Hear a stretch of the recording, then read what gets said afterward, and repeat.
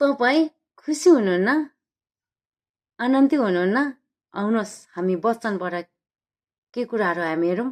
फिलिपी 4:4 यसो लेखेको छ, प्रभुमा सधैँ आनन्द गर, फेरि पनि म भन्दछु आनन्द गर। आमेन। पावलले हामीलाई यो वचनबाट हामीलाई सिकाउँदछ, उत्साह दिइराखेको छ।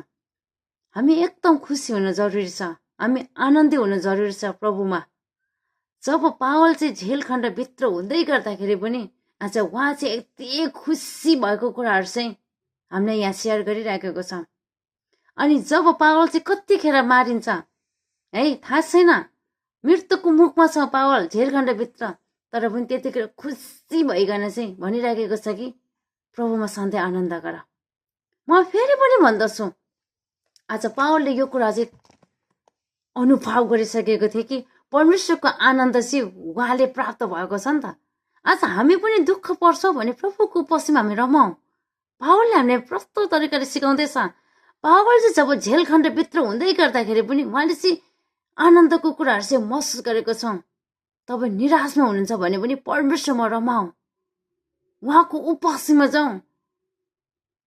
हामी पावल जस्तो झेलखण्डभित्र चाहिँ छैन नि, तर पावलले चाहिँ झेलखण्डमा हुँदै गर्दाखेरि, उहाँ चाहिँ मृत्युको मुखमा हुँदै गर्दाखेरि पनि कतिखेर मारिन्छ, तर त्यतिखेरको समयमा पनि पावलले चाहिँ परमेश्वरको आनन्दलाई चाहिँ महसुस गरेको छ।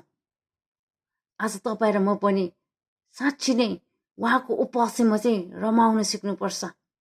हामी निराश होइन, हामी जस्तो जुकै परिस्थितिमा भए तापनि हामी चाहिँ आनन्द चाहिँ हाम्रो जीवनमा हुनुपर्छ। आज पावलले हामीलाई यो कुरो सिकाउँदछ। पावलले यो वचनबाट हामीलाई उत्साह दिइराखेको छ।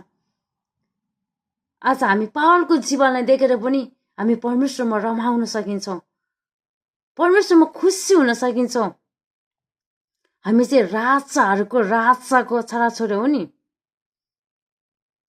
अनि जसरी पावलले हामीलाई यो वचनबाट हामीलाई उत्साह दिइराखेको छ, अनि पावलको जीवन देखेर पनि हामी रमाउन सकिन्छौँ यीशुभित्र रहेर चाहिँ। जब हामी यीशुको उपस्थितिमा जान्छौँ नि, हामी खुसी हुन्छौँ, हामी रमाउँछौँ। हामी रमाउनु एकदमै जरुरी छ। आमेन।